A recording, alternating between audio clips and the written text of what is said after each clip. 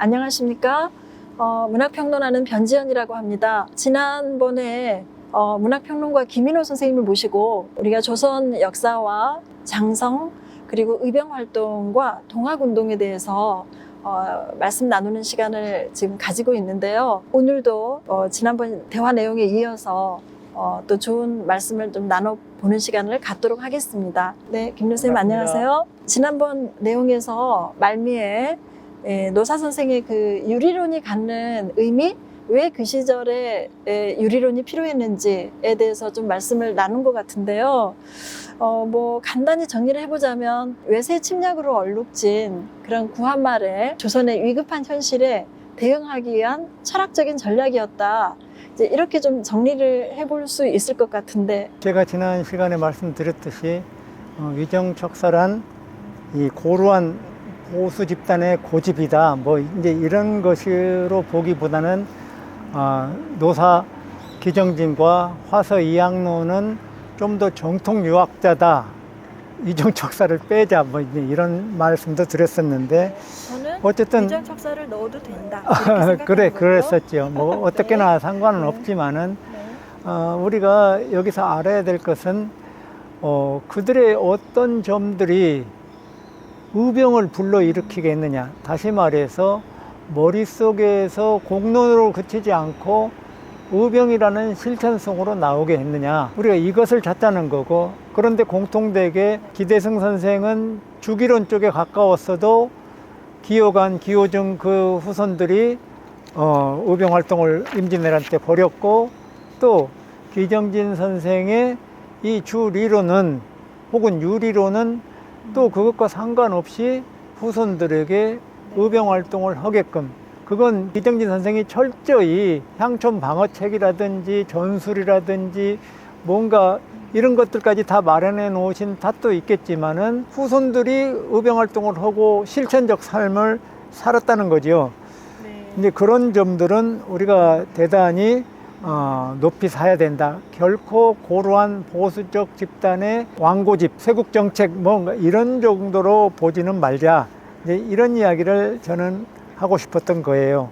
선생님, 이제 생각해보면 개화파에 대한 그 평가와 그리고 이 위정척사파에 대한 평가가 좀 이렇게 갈라지는 것 같은 느낌이 들잖아요. 그 중에서 개화파는 서재필이니 김옥균이니 뭔가 대접받는 게 사실은 위정척사보다 훨씬 더 대접받는 것 같아요.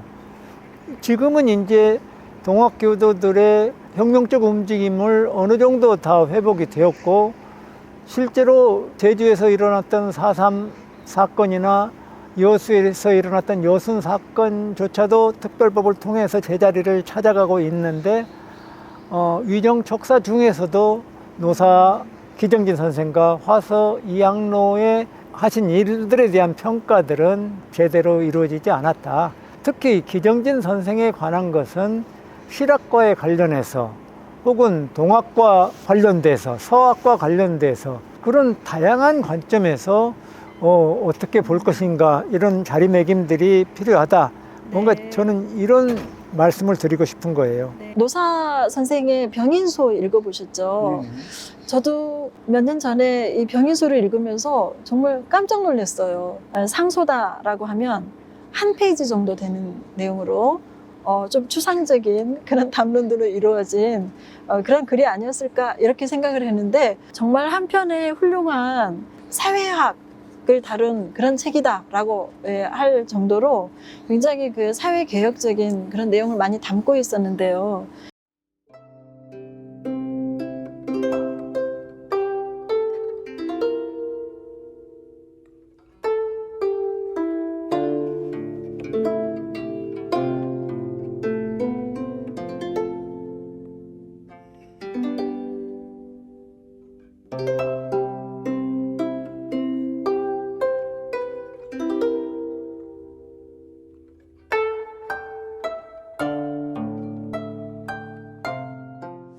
오늘날 보면은 이제 노사 선생의 병인소 같은 경우에 그런 개혁적인 요소는 높이 평가하거든요.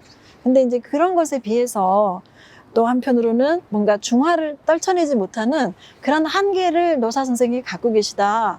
그런 어떤 지적도 학계에 있는 것 같더라고요. 지난번에 잠깐 말씀을 좀 나누기는 했는데 이 부분에 대해서 조금 더 깊이 있게 좀 다뤄보면 어떨까 이런 생각이 듭니다. 그렇죠. 화서학파의 유인석 같은 분은 그 독립투쟁을 나가고 의병활동을 많이 했음에도 불구하고 노골적으로 이 중화 이야기를 많이 스스로 하고 계세요. 그리고 이제 최익현 선생님이 기정진 선생 묘비명을 쓸 때도 이분의 장점이 중화에 있다라는 방식으로 어느 정도 이야기하시는 측면도 있고, 특히 그 노론 계열의 그쪽 사람들은 그게 심했던 거죠. 그런데 이제 기정진 선생도 어쨌든 신하가 임금을 범해서는 안 되고 오랑캐가 중화를 범해서는 안 된다, 이런 정도의 논리로, 그리고 그 시대의 모든 사람들은 중화 논리에 익숙해져 있다, 그게 대일통이다 하는 이런 방식의 말씀을 하셨던 것은 사실이고, 병인소에서도 개방 반대 이런 걸 빼면은 군대나 그리고 백성들의 의견 수렴하고 그런 여러 가지 장치를 말씀드리는 게 전부 다 개혁적인 거죠. 네. 그리고 그렇게 해야만 나라를 향촌을 지킬 수 있는 이런 것들이 되는데, 그게 이제 아까도 말씀드렸듯이 위정척사나 중화의 문제로 노사 기정진 선생을 폄하하게 되는, 매력적으로 다가서지 않는 어떤 그런 측면이 있는 것도 사실이라는 거죠. 하지만은 거듭 말씀드리지만은 기정진 선생 이론의 실천성, 그분이 연구한 의병사, 그리고 전술, 그리고 그 후손들인 기우만, 기사면, 그리고 기사면의 호남 창의 해맹소를 통해서 1909년까지 전라남도 광양, 보성, 순천, 나주에서 일어났던 이 끝까지 버틴 의병 활동들을 보면 그게 모두 기정진과 기사면으로 이어지는 그 맥락 속에서 만들어진 거다. 네. 우리가 이런 것 정도는 알자는 겁니다. 네.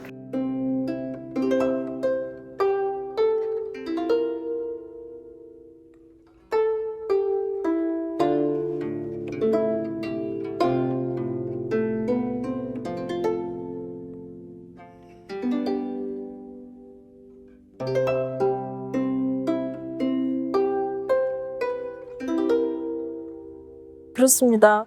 제가 사실 정말 놀랐던 것은 그 뭐 노사 선생님의 이 학자로서의 어떤 그런 면모, 이것도 놀랍지만 나라가 어려운 시기에 굉장히 희생 헌신적으로 현실을 개혁하려고 하고, 그리고 또 특히 이제 구한말에 외세를 막아야 된다라고 하는 그런 어떤 의병 활동이 또 왕성했던 것도 장성인데요. 의병 활동의 중심축에 노사 선생의 후예들이 있었다라고 하는 것은 어떻게 보면 굉장히 필연적인 귀결이구나라고 생각이 되면서도 그래도 굉장히 너무 놀랍고 또 자랑스럽다 이런 생각이 들고, 그런 점에서 선생님께서 보면 이 장성의 어떤 역사적 의미가 결국은 실천적인 지식인들이 직접 몸을 던져 뭔가 희생하고 헌신했던 곳이다. 그런 어떤 정신이 또 장성에 역사적으로 살아있었다. 이렇게 이제 보셨던 것 같아요. 네. 의병 활동이 어떤 식으로 이루어졌는지 조금. 이제 기호관, 이 기호중 이런 분들은 임진왜란 이후에 장성 남문 창의를 벌이셨던 분이고, 그 창의비가 백양서역 앞 사거리에 실제로 있고, 창의소는 가보지 못했지만 그것도 어느 정도 잘 마련해 놓은 걸로 알고 있습니다.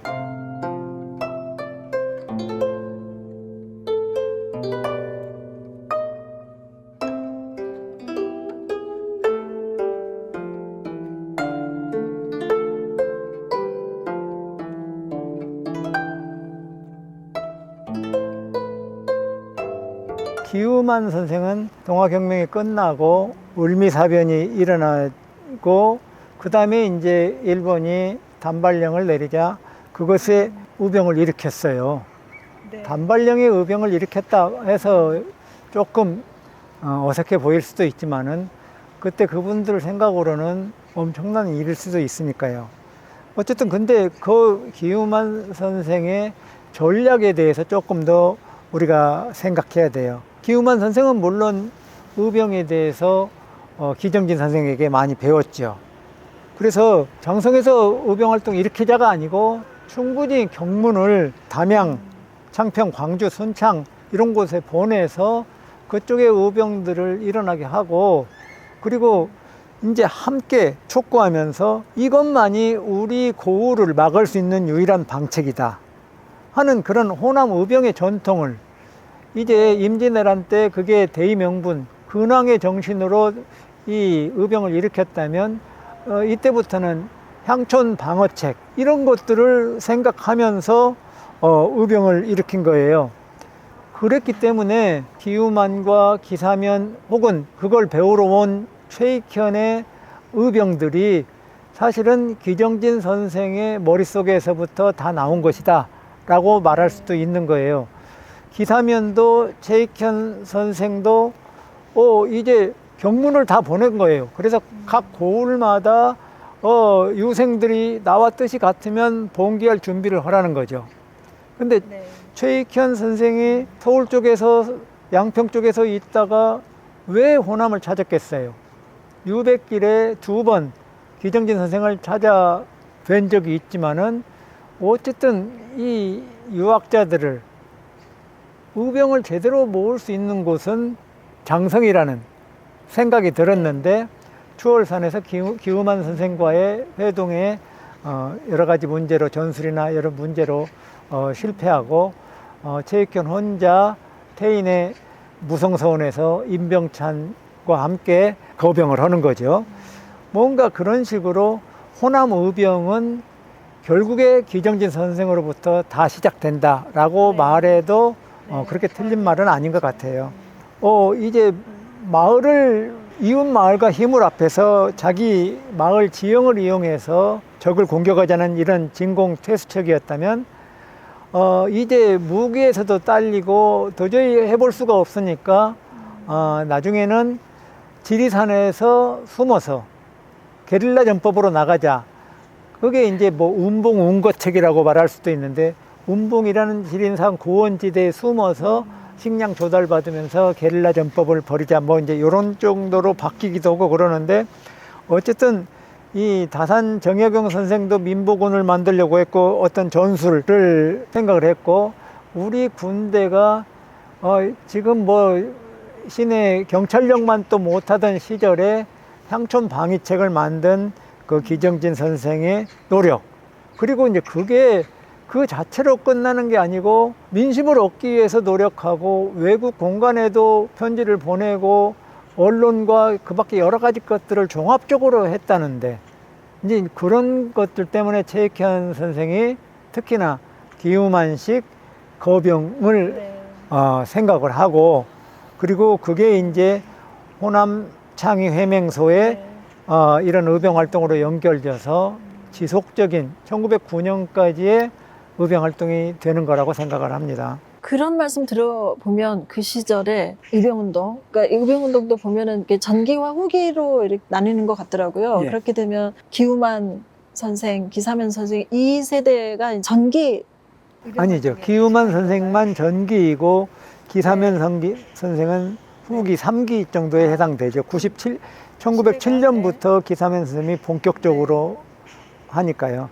그 아치실에 가까운 수연산 석수암에서 아직 그 자리를 확인하지 못하고 있는 것 같은데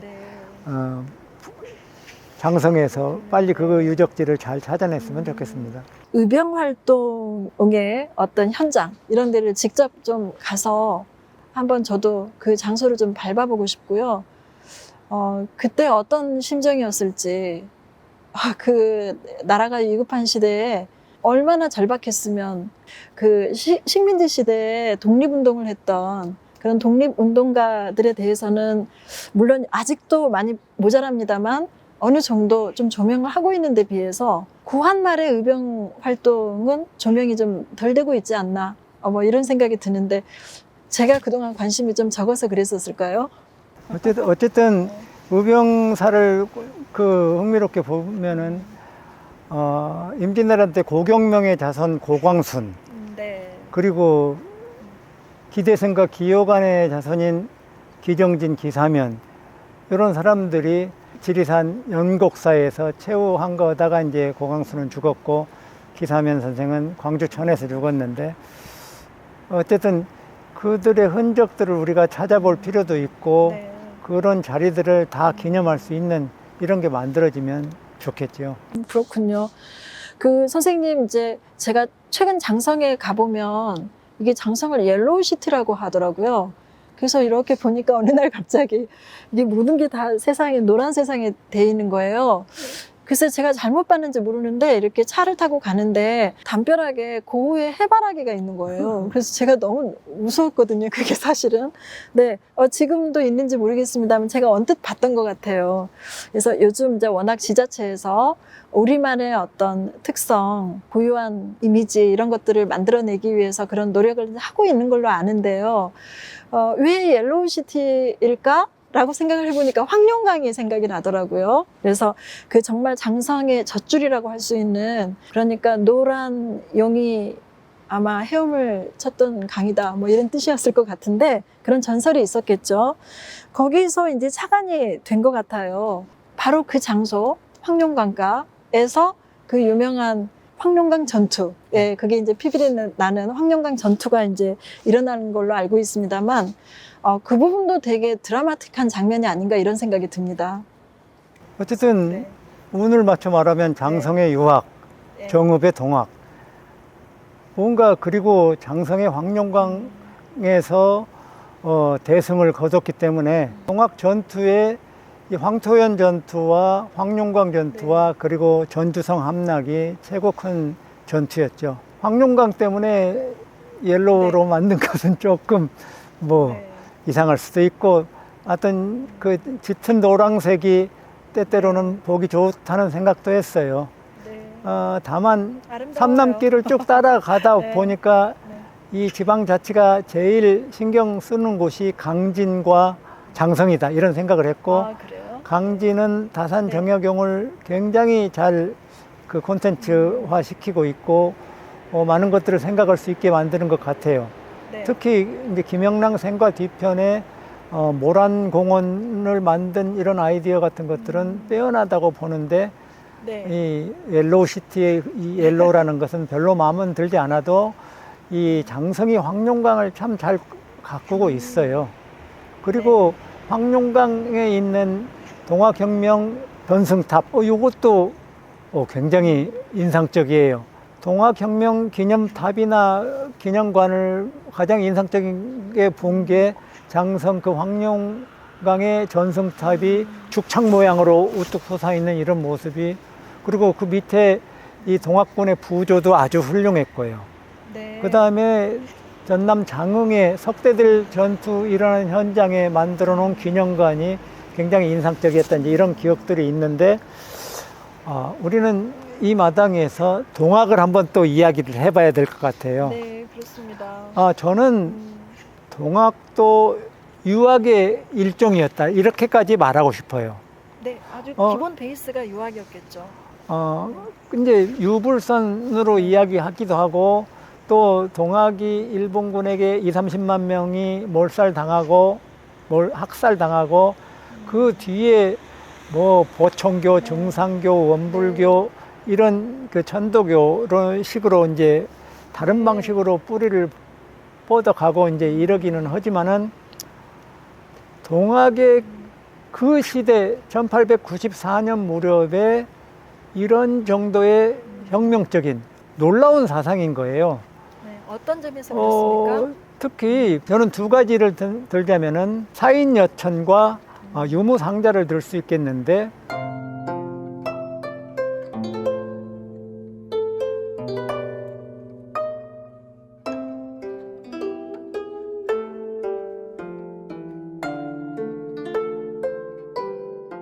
사인여천은 사인, 사람 섬기기를 여천 하늘같이 하라.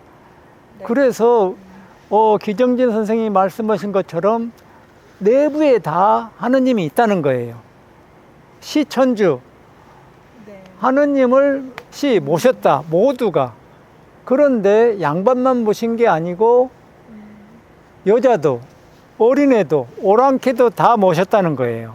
끊임없이 최재우와 최시영으로 연결이 되면서 기정진 선생은 모든 곳에 사물에 인간들의 리의 씨앗이 있다라고 말했다면은 최시영 선생은 하느님의 씨앗을 키우자 해서 시천주를 양천주로 바꾸는 거예요. 그런 정도로 사인여천 사상에 충실했고, 그 다음에 유무상자는 돈이 있거나 없거나 모두 모여라예요. 유무 함께 모여서 같이 먹고 같이 살자는 그런 건데, 실제로 동학혁명을 성공하고 6개월 정도 호남 지역에서 53개 구역의 집강소가 실현되는데, 그 집강소의 정신은 사실은 파리 코뮌이라든지 그 평화로운 세계에 유례가 없는 관민, 합치, 이런 어떤 정치를 했다고 그 김상준이라는 학자가 붕세의 날개, 문명의 진로라는 책에서 말하고 있는데, 그 김상준이라는 학자는 동학을 그냥 동학 교도로만 보는 게 아니고 정통 유교가 기정진이라면 이 대중 유교를 설파했던 사람. 근데 선생님, 제가 문득 드는 생각이 그 평등 사상이라고 하는 게 오늘날에는 참 당연한 그렇죠. 생각이지만, 우리 인류의 역사가 그동안 흘러오면서 알고 보면 그 불평등과의 싸움이었잖아요. 그렇죠. 이 평등이라고 하는 이 관념을 얻기까지 우리가 너무너무 온 인류가 동양이고 서양이고 굉장히 많은 핏부림이 필요했었는데, 이게 유교야말로 얼마나 불평등한 어떤 사회 구조를 밑에서 받쳐주는 그런 근간인 거잖아요. 그렇죠. 그런데 그런 어떤 유학의 세상에 어떻게 평등주의가 그런 식으로 접합될 수 있어요? 평등주의는 어디서 온 걸까요? 이미 성리학의 문제점은 이 18세기, 19세기 들어서면서 노비의 숫자가 거의 40%에 이를 정도로 문제가 많이 발생을 해요.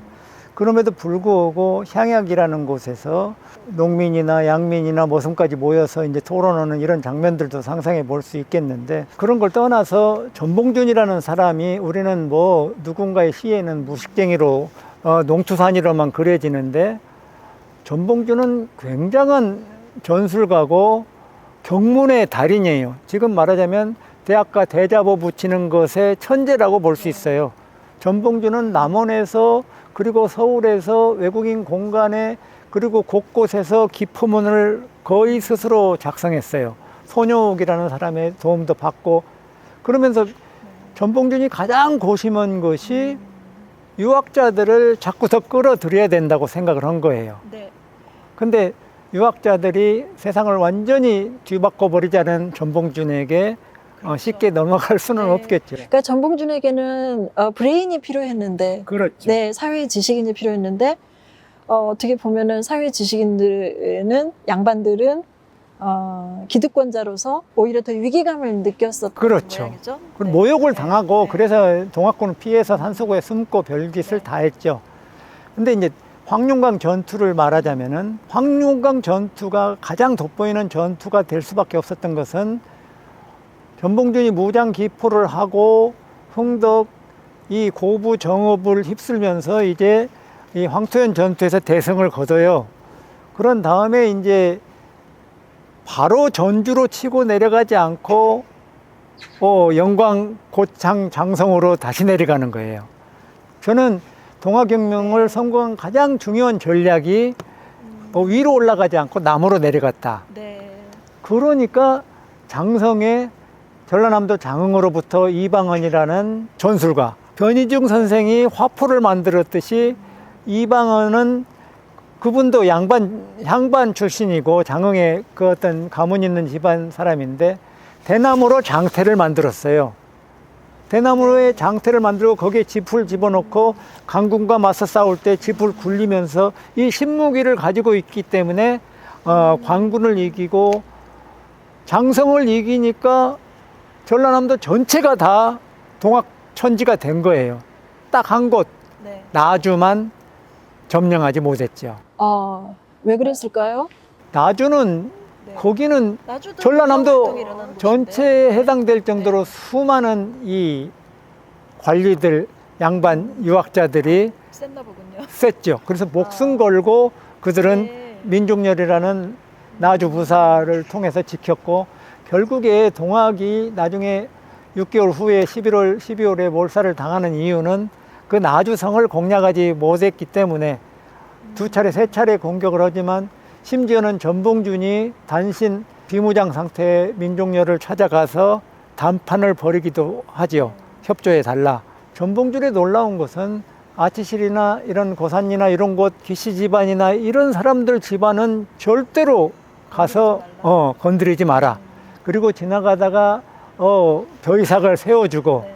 절대로 개나 소나 이런 것들을 잡아먹지 못하는 엄격한 네. 규율을 가졌고, 그가 가진 세계관은 전부 어떤 유교적인 어떤 네. 그런 기준으로 했기 때문에 조선의 민중들이, 백성들이 호응을 했고 네. 황룡광에서 승리를 했다는 것.